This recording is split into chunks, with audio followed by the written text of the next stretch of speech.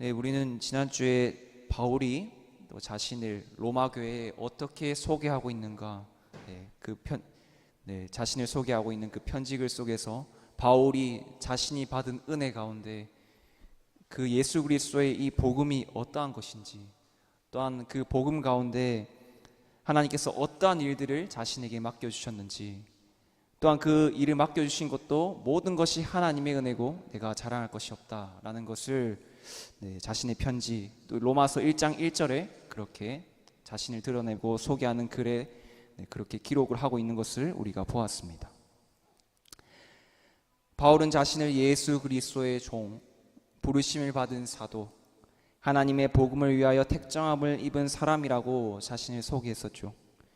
그렇다면 이 복음은 무엇입니까? 지난주에도 계속해서 이제 복음을 말씀드렸습니다만, 바울은 이 로마서 1장 2절부터 4절까지 이 성경 전체에서 복음이 무엇인가에 대한 것을 압축해서 요약해서 이 복음의 핵심 메시지를 기록하고 있는 것을 우리가 보게 됩니다. 2절을 함께 보도록 하겠습니다. 2절을 함께 한번 읽어보도록 하겠습니다. 이 복음은 하나님이 선지자들을 통하여 그의 아들에 관하여 성경에 미리 약속하신 것이라. 아멘. 바울은 이 복음이 하나님이 선지자들을 통하여 그의 아들에 관하여 성경에 미리 약속하신 것이라고 말합니다. 여기서 선지자들이란 무엇을 말씀하는 것일까요? 선지자들이란 우리가 읽고 있는 하나님께서 우리에게 선물로 주신 이 구약 성경 전체를 말하는 것입니다. 그렇다면 구약 성경 전체는 무엇을 말하는 것일까요?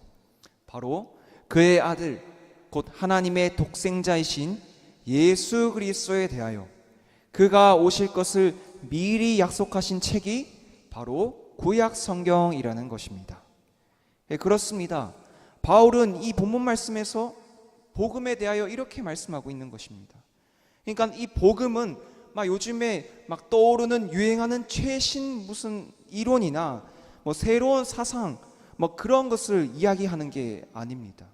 오늘날 교회에 보면은 예수님의 복음에 대한 이야기, 삼위 하나님이 도대체 어떤 분이신가, 천국과 지옥, 인간이 성경 말씀에 비추어서 어떤 존재인가, 하나님 앞에서 어떤 존재인가 하는 그러한 성경의 직접적인 질문들 가운데 이러한 것들을 회피하고 복음의 메시지를 희석시키고자 하는 모습을 우리는 이 한국교회 안에서도 많이 볼 수 있는 것입니다. 위로, 많이 힘들지? 그래, 잘하고 있어. 예수님이 너를 위로해 주실 거야. 한 주가 많이 힘들었지? 잘했어. 물론 이 그리스도인들, 신자들에게 있어서 위로가 필요한 사람들이 분명 있습니다. 이 위로가 필요한 사람들은 정말 예수님의 이름을 위하여 그의 이름을 증거하고 복음을 증거하다가 정말 그 삶, 그리스도의 십자가를 증거하다가 그러한 삶을 살다가 고난을 받고 정말 좌절스럽고 무너져 있는 그러한 지체들이 정말 참된 위로가 필요한 것이죠. 우리 주님도 이 십자가를 지심으로써 이 땅 가운데 복음의 증인으로서 사시다가 고난 받으셨다.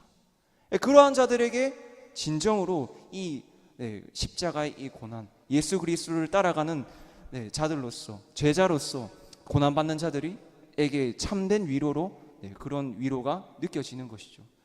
암만 그렇게 이 교회 안에서 한 주간 복음과는 아무런 상관이 없이 삶을 살아가다가 주일날 와서 교회에 앉아서 예배 드림답시고 그냥 앉아 있다가 가는 그러한 사람들에게 있어서 주님이 너를 위로하실 거야, 그런 말을 저는 제가 생각했을 때 백날 천날 이야기해도 그래서 어쩌라고, 그런 마음의 반응밖에 그렇게 일어나지 않을 거라고 저는 생각을 합니다. 우리가 오늘날 살아가는 시대의 교회 안에서 정말 어렵지 않게 볼 수 있는 현상들이 있습니다. 그러니까 이 성경, 이 복음만을 가지고, 하나님 말씀만을 가지고 이 교회를 해봤더니 목양을 해봤더니, 영혼들을 섬겨봤더니 그거 안 되더라.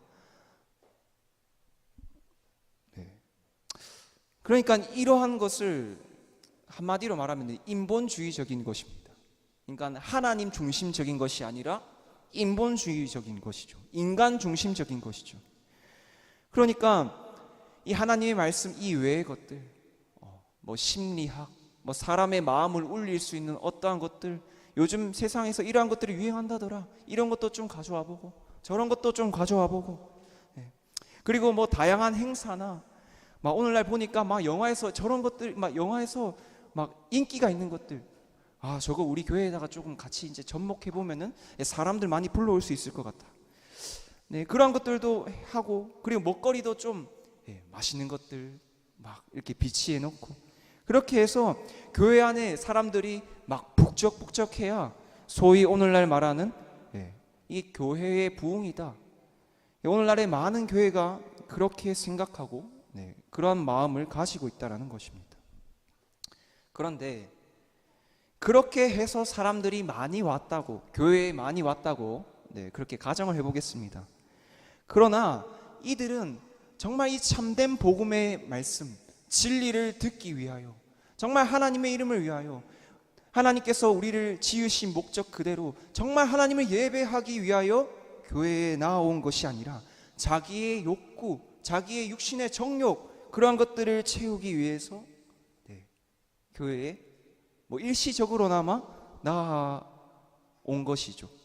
그런데 그렇게 교회에 들어왔다고 한들 만약 자신의 그러한 욕구, 육신의 정욕을 채워주는 것들이 없어지게 되었을 때에, 그리고 복음 안에서 정말 그렇게 사시면 안 됩니다. 바른 길로 목회자든지 또 믿음의 동력자들이 그렇게 바른 길로 하나님 말씀으로 제시를 했을 때에 나 기분 나빠, 나한테 왜 그런 이야기를 해, 이렇게 하면서 다 떠나버리게 될 것입니다.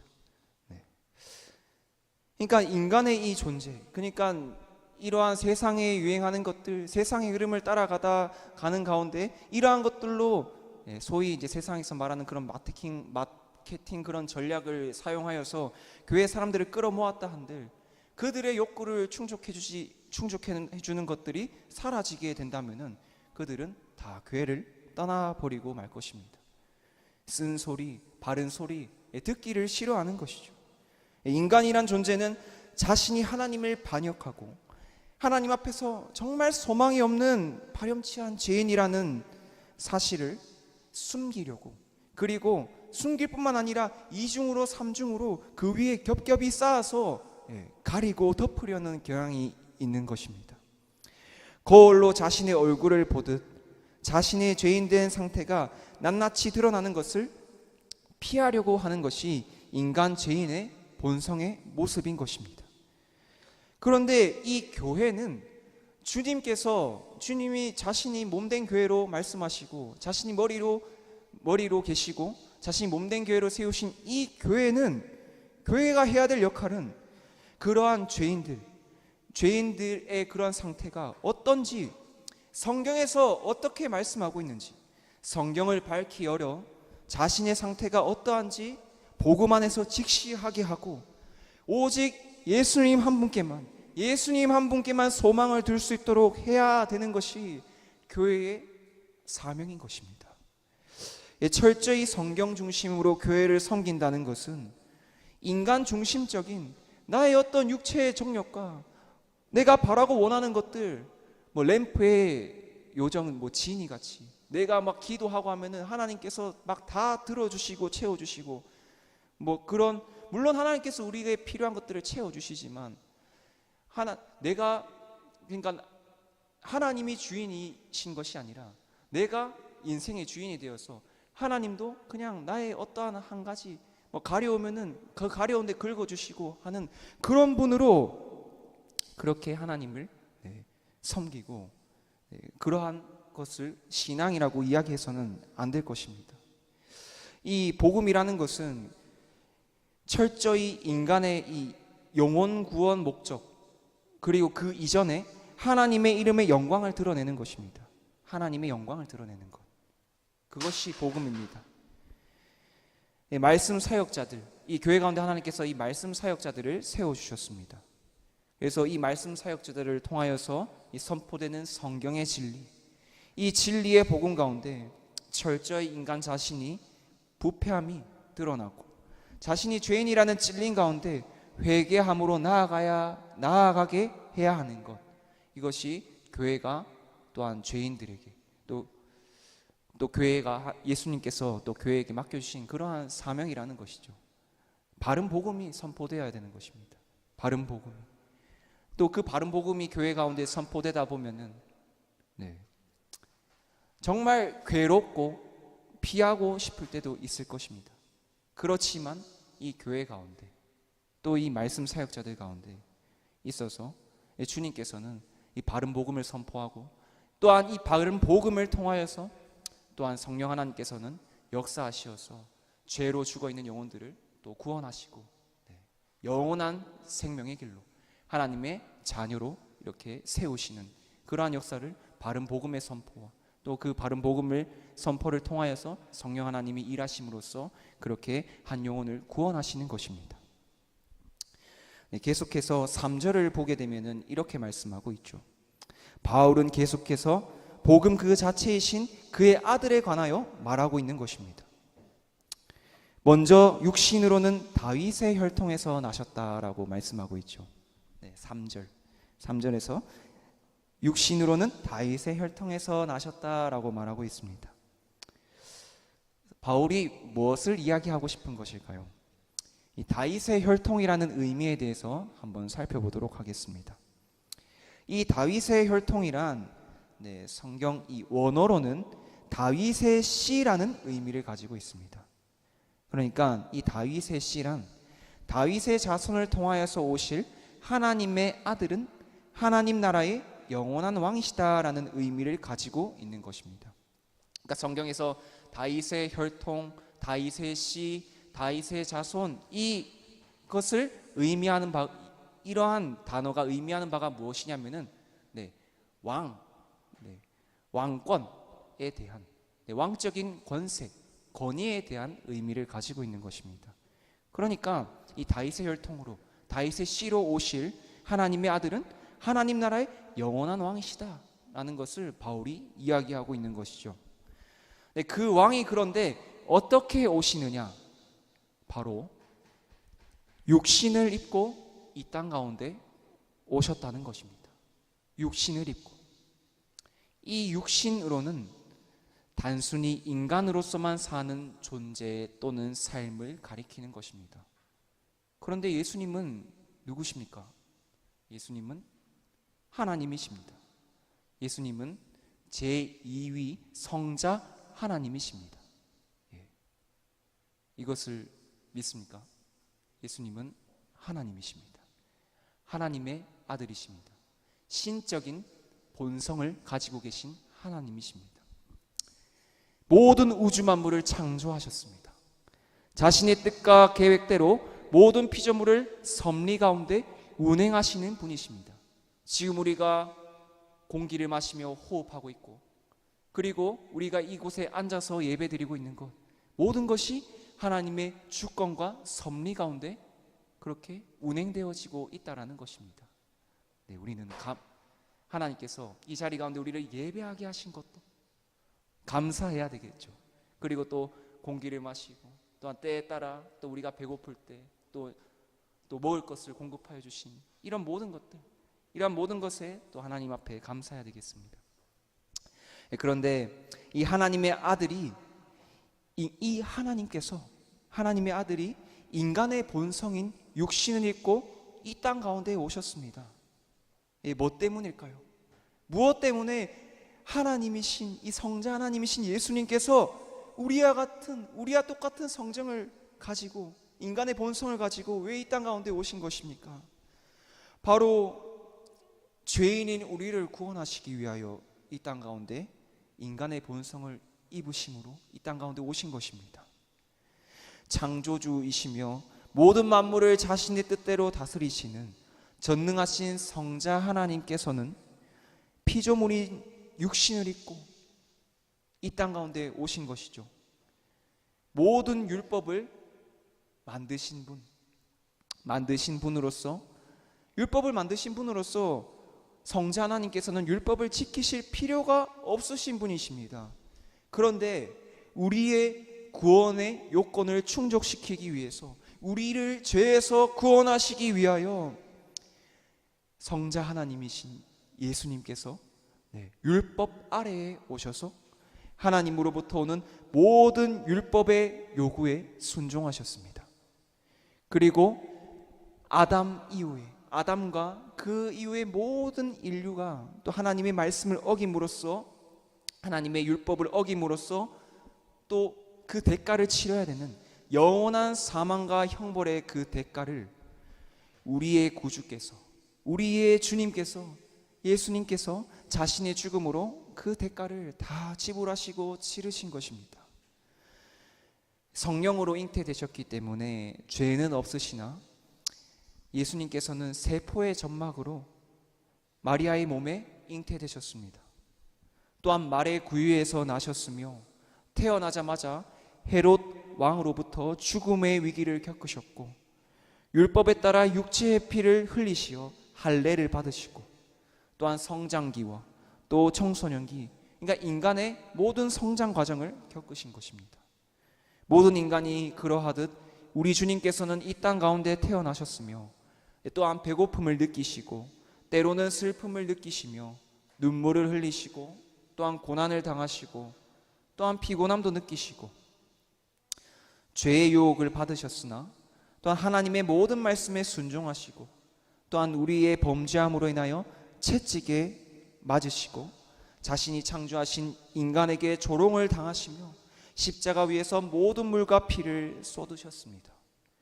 죽으시고 장사 지낸 바 되심, 이 모든 것은 하나님 곧 신적인 존재가 겪으실 수 없는 것임에도 불구하고 성자 하나님께서는 우리와 같은 육신을 입고 이 땅 가운데 오심으로써 인간의 모든 고통, 질고를 겪으신 것입니다. 왜냐? 우리를 죄에서 구원하시기 위해서입니다. 창조주의 이 다 이해할 수 없는, 형언할 수 없는 사랑을 우리가 매 순간 찬양하기를 소망합니다. 계속해서 4절을 보도록 하겠습니다. 4절에서는 이렇게 말씀합니다. 성결의 영으로는 죽은 자들 가운데서 부활하사 능력으로 하나님의 아들로 선포되셨으니 곧 우리 주 예수 그리스도시니라. 아멘. 성결의 영으로는 죽은 자들 가운데서 부활하사 능력으로 하나님의 아들로 선포되셨다. 바울은 또 여기서 무엇을 4절에서 말하고 싶은 것일까요? 바울은 지금까지 계속해서 복음이 무엇인지에 대해서 말하고 있었습니다. 4절도 마찬가지입니다. 복음에 대해서 말하고 있는 것이죠, 바울이. 그렇다는 것은 4절 전체에서 드러나는 말씀이 복음을 설명하는 데 있어서 굉장히 중요하다라는 것입니다. 우리는 3절에서 하나님으로서의 그러한 본성을 가지고 계시는 예수님께서 마리아의 태에서 인간의 본성을 취하시고 그것이 무엇을 의미하는지에 대해서 살펴보았습니다. 이를 우리는 성자 하나님이신 예수님의 성육신, 또 다르게는 예수님의 낮아지심의 상태라고 말할 수 있습니다. 예수님이 낮아지셨다는 것은 그가 하나님이시길 포기하셨다는 의미는 아닙니다. 예수님은 영원 전부터 하나님의 아들, 즉 하나님이셨습니다. 그러니까 이 성육신 하심으로써 인간의 본성을 취하시고 낮아지심 가운데서도 그는, 예수님은 하나님의 아들이라고 3절에서 말하고 있는 것이죠. 이 4절에서 말하고 있는 바의 의미는 성육신 하신 예수님이 낮아지심의 상태에서 성령 하나님의 능력으로 부활하시어서 높아지심으로써 실질적으로 주와 그리스도로서 하늘에서 다스리고 계신다라는 것입니다. 하나님의 아들로 선포되다라는 것은, 그러니까 하나님 나라의 왕으로서 임명되었다라는 것입니다. 이를 이게 제 식으로 좀 표현해서 설명을 드려보면 이렇습니다. 예수님께서 인간의 그 본성에 따라서도 성령의 능력으로 죽음 가운데서 부활하시어 하나님 나라의 왕으로 즉위하셨다 라고 표현할 수 있겠습니다. 우리의 주님께서는 부활하심으로써 하늘과 땅의 모든 권세를 행하실 뿐만 아니라 또한 택하신 하나님의 자녀들에게 진리의 영이신 성령 하나님을 보내어 주셔서 우리 예수님께서 이루신 구원의 모든 선물과 유익들을 신자들로 하여금 누리게 하시며 또한 장차 누리게 될 완전한 것들을 성도들로 하여금, 신자들로 하여금 소망하게 해주시는 것입니다. 우리를 다스리시고 통치하시는 분은 부활의 왕이십니다. 우리에게 부활의 소망을 주시는 분이십니다. 로마서 6장 5절에는 이렇게 말씀하고 있습니다. 만일 우리가 그의 죽으심과 같은 모양으로 연합한 자가 되었으면 또한 그의 부활과 같은 모양으로 연합한 자도 되리라. 한 번 더 읽어드리겠습니다. 만일 우리가 그의 죽으심과 같은 모양으로 연합한 자가 되었으면 또한 그의 부활과 같은 모양으로 연합한 자도 되리라. 아멘. 우리가 예수님을 믿는다고 한다면 예수님께서 죽으심으로써 죄의 권세를 이기신 것처럼 그와 연합된 우리도 죄에 대해서는 이제 죽었습니다. 죽은 것입니다. 죄의 권세가 우리 가운데 왕으로서 통치하거나 지배할 수 없는 존재가 되었습니다. 물론 예수님을 믿는 신자들 가운데 아직까지 잔존하는 죄, 남아있는 죄가 있기 때문에 죄의 유혹들, 미혹들이 존재하지만 결코 이 죄악의 권세, 이 사탄 마귀가 주권을 행사할 수 없는 것입니다. 우리가 예수님을 믿기 전에는 이전에는 죄의 노예였죠. 사탄 마귀의 그런 어둠의 권세 아래에 우리가 죄의 노예로서 그렇게 살아가고 있었던 것입니다. 영적인 죽음 가운데 놓여 있었다라는 것이죠. 그러나 예수님을 믿는 믿음으로 말미암아 우리는 죄에 대하여 죽은 것입니다. 그럼으로써 이제는 사탄 마귀가, 죄가 우리를 지배할 수도 없고 그런 주권을 행사할 수 없는 것입니다. 때때로 죄를 짓고 우리가 넘어지고 낭망합니다. 하지만 부활하시어서 하나님 나라의 왕으로 즉위하신 예수님께서, 우리에게 보내주신 성령 하나님께서 우리 마음 가운데 거하고 계시어서 죄를 짓는 마음, 그로부터 나오는 말이나 생각, 행동들에 근심하게 하십니다. 그리고 이 죄를 짓는 습관과 하나님으로부터 멀어지게 하는 어떠한 것들로부터 우리를 돌아오게 하시고 다시 죄와 피 흘리기까지 싸우게 하시는 것입니다. 그러니까 구원받은 신자로서 우리가 하나님 앞에 또 이웃들에게 죄를 범하게 된다면은 예수님께서는 부활의 왕이신 예수님께서, 하나님 나라의 왕으로서 즉위하신 예수님께서 보내주신 성령 하나님이 우리 가운데 내주에 계시죠. 우리 안에 계십니다. 그러니까 우리가 죄를 짓게 되었을 때에 하나님이 그것을 기뻐하시지 않으시니까 성령 하나님께서는 우리에게 근심을 주시는 것입니다. 죄에서 돌이켜라, 회개하라. 그리고 하나님의 말씀에 기쁨으로, 감사함으로 순종하는 자리 가운데 나아가게 하시도록, 우리가 하나님을 사랑하는 그런 경향으로 계속해서 우리가 나아가게 하는 역할을 성령 하나님께서 하신다는 것입니다. 그래서 우리는 예배 드릴 때 성령 충만해야 됩니다. 성령의 인도하심을 받아야 합니다. 이러한 말을 주로 많이 하는 것이죠. 이 모든 것은 예수님께서 성령의 능력으로 부활하시고 승천하셔서 하나님 나라의 왕으로서 즉위하심으로써 자신의 구원받은 백성들에게, 자신의 자녀들에게 부어주시는 축복이자 은혜임을 기억하시기를 소망합니다. 또한 우리는 예수님께서 죄와 사망의 권세를 깨뜨리고 죽음 가운데서 부활하신 것과 마찬가지로 우리도 예수님이 다시 오실 때에 우리도 부활하게 될 것이라는 소망을 가지고 살아가게 하십니다. 고린도전서 15장 17절부터 22절까지 다 같이 한번 찾아서 함께 한번 읽어보도록 하겠습니다. 고린도전서 15장 17절부터 22절까지 말씀입니다.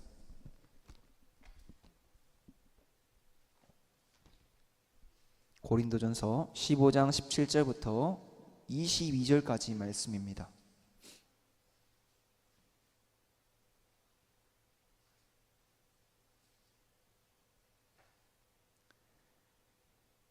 네, 함께 읽도록 하겠습니다. 그리스도께서 다시 살아나신 일이 없으면 너희의 믿음도 헛되고 너희가 여전히 죄 가운데 있을 것이요 또한 그리스도 안에서 잠자는 자도 망하였으리니 만일 그리스도 안에서 우리가 바라는 것이 다만 이 세상의 삶뿐이면 모든 사람 가운데 우리가 더욱 불쌍한 자이리라. 그러나 이제 그리스도께서 죽은 자 가운데서 다시 살아나사 잠자는 자들의 첫 열매가 되셨도다. 사망이 한 사람으로 말미암았으니 죽은 자의 부활도 한 사람으로 말미암는도다. 아담 안에서 모든 사람이 죽은 것 같이 그리스도 안에서 모든 사람이 삶을 얻으리라. 아멘. 성경은 부활이 없다면 예수님을 믿는 신자들이, 성도들이 이 세상에서 가장 불쌍한 자라고 말합니다. 그만큼 신자들에게 있어서 부활이란 너무나도 중요하고 신자들의 삶의 동력이요 장차 누리게 될 영광에 대한 소망이기도 하다라는 것입니다. 우리 주님이 다시 오실 때에 양과 염소, 즉 하나님이 택하신 구원받은 백성과 또한 자신의 죄로 말미암아 영원한 영벌에 처해질 자들이 명확하게 드러나게 될 것입니다. 구원받은 신자들, 곧 이 땅에서 예수님을 믿는 믿음으로 살다가 죽은 자들, 성경에서는 이러한 자들을 잠자는 자들이라고 표현하고 있는데 이들은 먼저 일어나 그 육신과 낙원에 거하고 있던 영혼이 하나가 되어 우리 주 예수님께서 부활하셨던 것과 마찬가지로 부활한 몸을 입고 우리 주님을 맞이하게 될 것입니다. 또한 영원한 하나님 나라에서 예수님과 함께 왕노릇하며 다스리게 될 것입니다. 부활하여 하나님 나라에 거하여 하나님을 예배하고 하나님의 말씀을 따라 살아가는 것은 너무나 자연스러운 것이 될 것입니다. 또한 우리의 부활한 몸은 하나님의 존귀하신 영광을 견뎌내야 되기 때문에 우리의 부활한 몸은 이 땅을 살아가면서 질병이나 아픔들을 겪는 연약한 몸과는 비교할 수 없는 강한 몸일 것입니다. 마지막으로 우리의 주이신 예수님과 영적으로뿐만 아니라 육체적으로도 교제를 누리게 될 것입니다. 그렇게 신자들은 이 땅에 썩어 없어질 것에 있는 것이 아니라 하나님, 영원한 하나님 나라, 죽어도 다시 살게 될 것이라는 부활이라는 소망이 있다라는 것입니다. 그 부활의 소망을 두고 살아갈 수 있는 것입니다.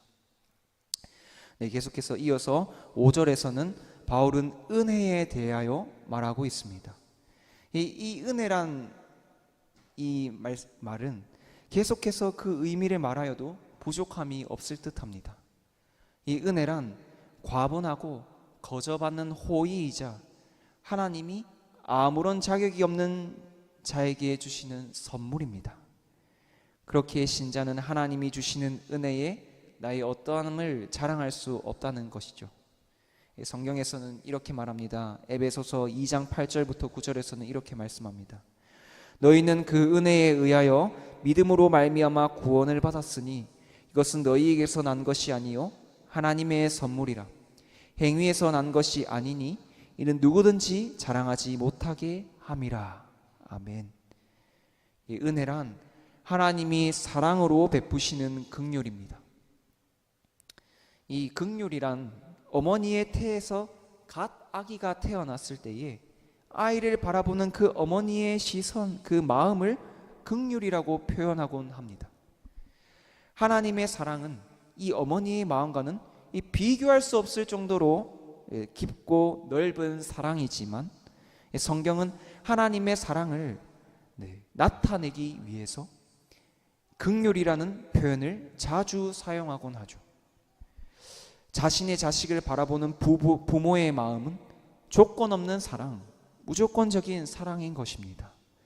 예수님을 통하여 우리를 바라보시는 하나님 아버지의 마음도 동일한 것입니다. 그 아들을 내어주시기까지 우리를 사랑하시는 그 사랑으로 우리를 구원하신 것입니다. 이 은혜를 경험한 신자들에게 있어서 발견되는 특징이 하나가 있습니다. 이 은혜를 경험한 신자들에게 있어 발견되는 특징이 5절에 그 특징이 있습니다. 바로 그의 이름을 위하여 살아가는 삶인 것입니다. 그의 이름을 위하여 삶을 살아가는 것. 은혜를 경험한 자들은 무엇을 위해 살아가는가?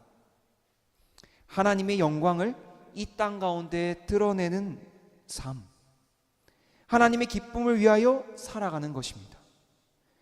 삶이 하나님의 존재, 하나님이 행하신 모든 일들, 하나님이 어떤 분이신가에 대해서 우리가 예배 드리는 가운데 하나님이 어떤 분이신가를 드러내고, 그리고 하나님을 깊이 묵상하는 가운데에 하나님을 드러내는 삶이 바로 앞에서 말하는 이 하나님의 긍휼하심, 이 그리스도의 복음으로 말미암아 구원을 받은 은혜를 경험한 신자들에게 있어서 발견되는 특징인 것입니다. 오늘날 우리는 많은 이들이 하나님의 이름을 빙자하여 자신의 이름을 이 땅에 떨치고자 합니다. 자신이 하나님이 되어서 자신이 주목받고 영광을 받고자 합니다. 우리의 본심과 마음의 중심은 어떠합니까? 심지어 예수 그리스도의 복음을 전함으로써 그 복음을 듣고 구원받는 한 영혼도 우선순위가 아닙니다.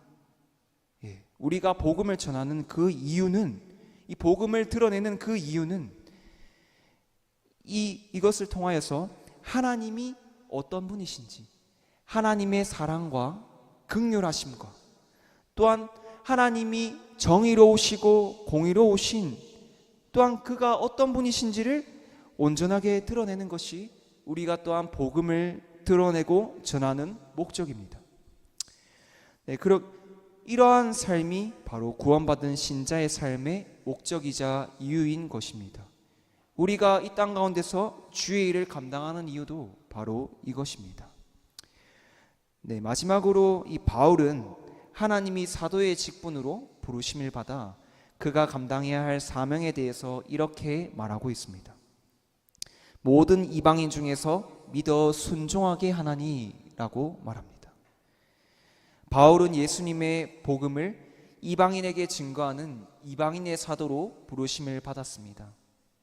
그런데 그의 사명을 자세히 살펴보면 이런 표현이 나옵니다. 5절에서 이러한 표현이 나옵니다. 믿어 순종하게 한다. 믿어 순종하게 한다. 이 바울은 또 독특한 표현을 사용하고 있는데 또 무엇을 말하고자 하는 것이냐면, 쉽게 표현하면 이런 것입니다. 예수님을 믿는 성도들에게 있어서 너의 믿음이 참 믿음이라고 한다면은 그 믿음은 삶의 열매로 드러나게 된다라는 것입니다. 이 빌립보서 2장 27절에서는 이렇게 말씀하고 있습니다. 오직 너희는 그리스도의 복음에 합당하게 생활하라.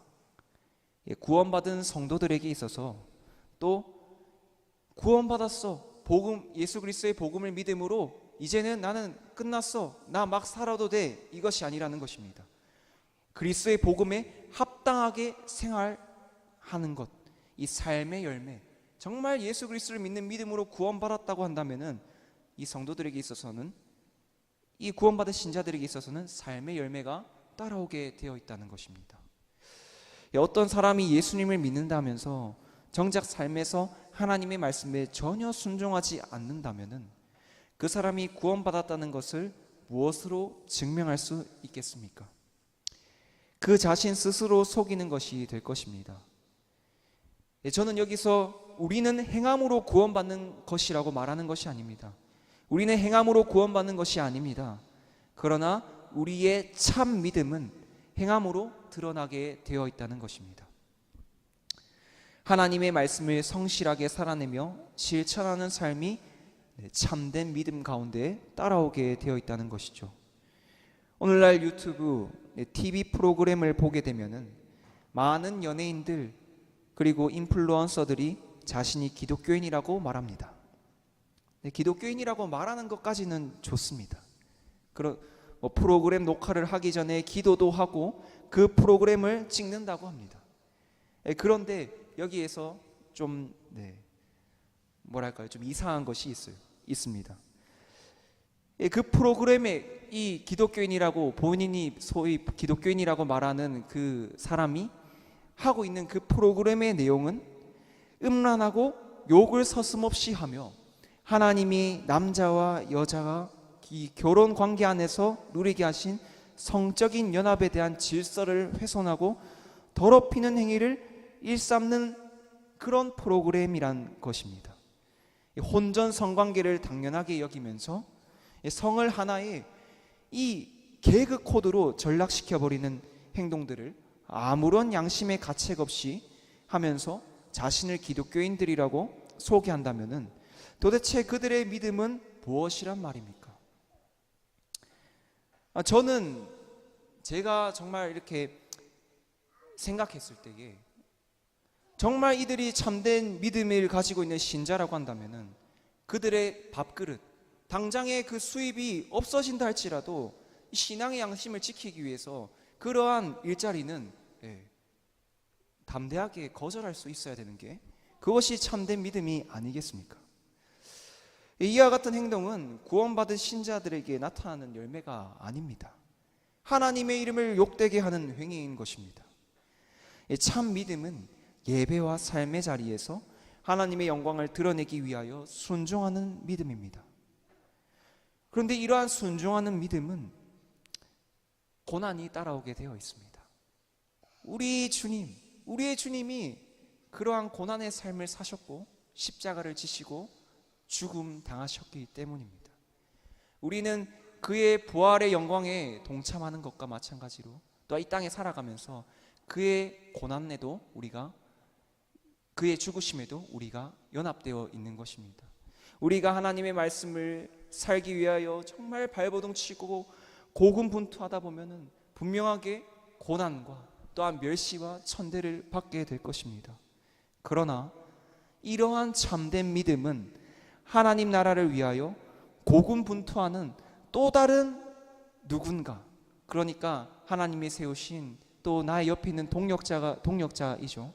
또 다른 누군가에게 위로가 되고 격려가 되며 또한 낙심해 있는 또한 우리의 동력자들을 다시 믿음으로 회복할 수 있는 계기가 될 것입니다.